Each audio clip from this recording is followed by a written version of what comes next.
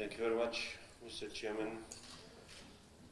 Ladies and gentlemen, thank you very much for having time for my country, for Georgia, and giving me this opportunity to address you and also to answer the questions you may have about recent developments in Georgia. During the last 23 years, when Georgia once again started its journey towards Europe, your support to my country was essential, and thank you for that. Even now, the very fact that we are living in more or less peaceful environment, despite the fact that large parts of territory of Georgia is still occupied by Russia, it's because the monitors, European Union monitoring mission is in my country, and this is the only effective security measure which prevents things to become even worse. Thank you very much for your attention to the country and your willingness to find ways for making the cooperation even more closer and more effective. And the recent developments before the Vilnius summit is something which once again demonstrates that we are witnessing great desire to help us in this process of negotiations and to make the process successful. I have visited this building many times in my life, but this is first time when I came here as representative of the government. Before I was coming here as one of the leaders of the opposition or one of the leaders of NGO community, civil society, or even expert, and I understand how different it is to have this burden of government and this challenge which people carry when decisions are made on behalf of the country. The new government is in charge of the country since late October 2012, and yes, parliamentary elections of October 1st, 2012 were marked with several very important political meanings for my country. This was the first time when elections were the forum, the environment when change happened.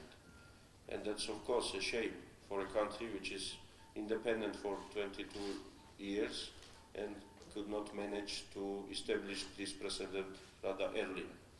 But we finally made that, and we want to build on that.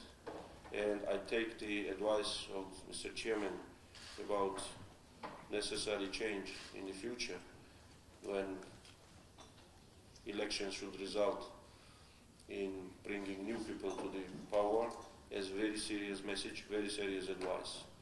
To be honest, that was the major issue of disagreement between myself and previous government leaders, including President Saakashvili, immediately after the Rose Revolution.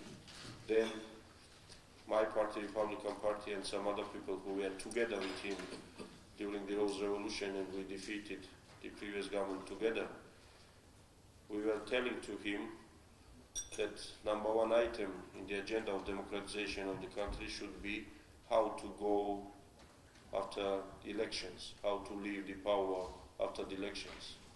Unfortunately, that message was not heard, and everything was done in order to keep very centralized, monolithic power system, which finally was changed by the new government.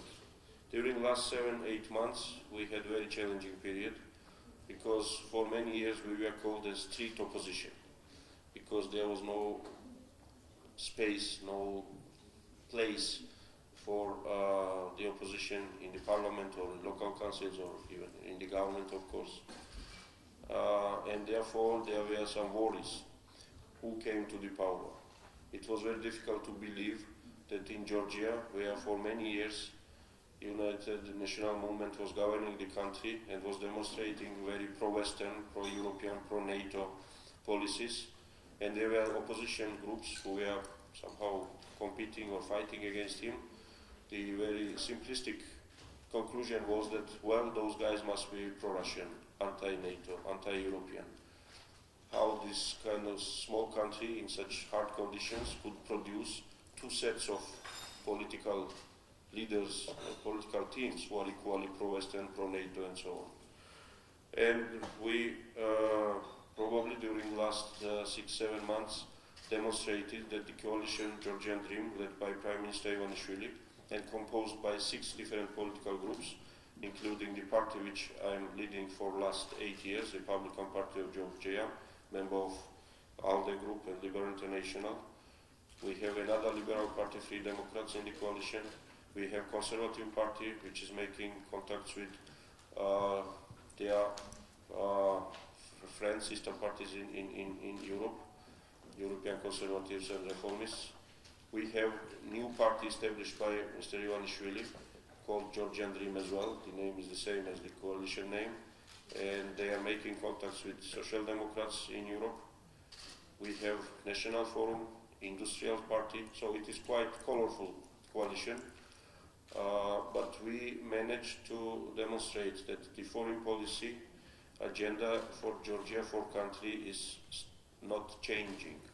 The best demonstration of that was the resolution of the Parliament, which we passed in March.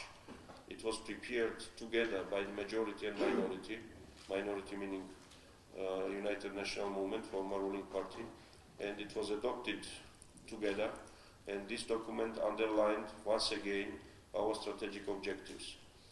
And we made it clear that Europe is our only destination we can think of. And European integration, NATO integration, has no alternative. And we are not even thinking about anything else because there is no other option for making our country secure, prosperous, and peaceful. At the same time, there are some areas where new government introduced new approaches. It's about dealing with the main problem with Russia. We underline in that document that nothing can be done and will happen which will question our integration to European family. And every single issue, if we see that it contradicts to anything in this strategic direction, is not an option for us. At the same time, we take it very seriously, the advices of our friends from Europe, from the US, that we need to do better job in order to normalize situation with Russia. Therefore, we started identifying some low-profile issues where we started making contacts. Prime Minister appointed special envoy in relationship with Russia, and they have conducted 3 rounds of meetings. They are discussing about how Russia needs to implement the obligations about free trade, about WTO accession when it was done, and opening market for Georgian products. How to make it sure that Georgian citizens, who are hundreds of thousands, who are living in Russia, and about 15% of population lives in Russia, they can come to Georgia to visit their relatives and vice versa, so visa issue and travel arrangements. It's about transport connections, because as you know, after August 2008, the flights were cancelled between Tbilisi and Moscow. So on these kind of issues, we are ready to cooperate, we are ready to find solutions, including Sochi Olympic Games, for example. And on the bigger issues, as for the security issues or the customs union suggested by Russia and other things, are not acceptable for us, and we are maintaining this line. I'm glad to report that in the process of negotiations on before the Vilnius summit, there are good progresses, and we heard this from the Trade Commissioner, from other people. Today, this continuing discussions on that, and we're very hopeful that we can get the association agreement with all the necessary attributes which will make our case much better. At the same time, we understand that we need to do our homework in order to prove to everybody that cooperation with Georgia makes sense and we can be reliable partners.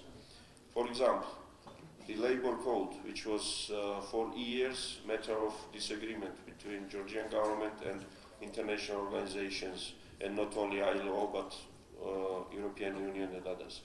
The Parliament completed very difficult, intensive work, which was during the last 6 months, and we adopted amendments to the Labour Code, which is accepted by international experts of ILO, by business community, by Georgian trade unions, by political forces. And we believe this will be a very important step forward for bringing the standards of legislation to European standards. We ratified the documents about protection of personal data, and about 2 weeks ago, special inspector on personal data protection was appointed, and she was selected from NGO community with experience in this work. Unfortunately, on personal data and on this issue, we got big problems, because the police, the new people who are in charge, discovered in the archives of police hundreds of illegal tapes, which was done during many years, and private life of many people, not only politicians, not only opposition politicians, have been taped and kept there for obvious reasons. The Minister of Interior received this decision, and these files will be destroyed in presence of special representatives of civil society to verify that these kind of things are destroyed and it will never be repeated. Because of connection to release or linkage of such kind of video materials, the first Deputy Minister of Interior, which we appointed a few months ago, was arrested and dismissed from his job, because he had, as it is believed, he had links to such things. We started very important reforms in judiciary. First time in Georgian history, judges received the right to elect their representatives to the Supreme Council of Justice. 2 weeks ago, there were secret elections where every single judge could nominate its own candidacy. Before, it was done by so-called elections, when the Chief Justice has exclusive right to nominate candidates for that position. And judges and court system is becoming real independent from the current political leaders of the country. We started very ambitious reform in local government direction, in close cooperation with appropriate institutions, including the Commission on Regions. This draft law is prepared. We are taking experience from some Eastern European countries, namely from Poland, and we have our experts are visiting Poland and they are coming to us, and we are going to establish real self-government. Until now, unfortunately, we had quite centralized system of governance, which was believed to be very effective for achieving certain goals. But it's not effective for making people independent and to make the people responsible on their own life. We started reforms in migration policy and infrastructure. In 2 weeks' time, the law on migration will come to the Parliament, and we took this issue seriously, especially after the progress in visa liberalization issue. Until now, we believe Georgia was too free in that sense, and Georgia has visa-free regime for more than 100 countries around the world, which, of course, is something which should be changed, and we need to have better order on in our borders in order to be able to become part of different arrangements there. The issue of minorities, which is crucial for new democracies. The anti-discrimination law will come to Parliament on September. There are concrete steps taken, and it's first time when the leader of the country, namely Prime Minister at this moment, is very strict on this issue, and in his statements, in his decisions, he makes it very clear that any justification of any kind of discrimination of minorities, is that religious, sexual, ethnic minorities, language minorities, will not be tolerated, and because of some very sad events, to be mild, on May 17. Several people are arrested and the investigation is going on, including against 2 or 3 representatives of Georgian Orthodox Church, which was representatives of which were involved in the unlawful actions, I would say, on the street. We are continuing our cooperation with NATO forces in Afghanistan. Unfortunately, during the last 1 month, we lost 10 soldiers. This is 1/3 of total casualty of Georgia, which we took during 3 years of period being there. But we made it clear to everybody that because of that we are not going to step down, despite some calls from the people, and you understand when such things happen, emotions are up and there were questions why we are there and so on. The government made it clear that we are not going to step back. Even more, we committed to be with the European Union in different missions, including in Mali, and our professionals are ready to be part of the mission there. We are trying everything possible to build on successes of the previous government where there was a success. But at the same time, we have to change the things which were done not in the right way. Therefore, our task is very challenging. People's expectation is very high because we inherited the country in which more than 50% of the population believes that they are jobless. And 45% of families are registered for getting social benefits because they believe that, well, not they believe, but they are applying for social benefit because they are living below poverty level. So the success which was achieved in the country during last years unfortunately did not bring the solution of problems of citizens in our country, and we need to work very hard. Once again, thank you very much for your assistance, for your attention, for your readiness to take Georgia seriously, and for your questions and recommendations, which we appreciate a lot, and we believe we can continue in this direction, and very soon, at the end of this year, we can report that Georgia is on different, much higher level of integration with the European Union, and this will further increase the opportunities we are expecting from that. Thank you. That's it, none. Thank you.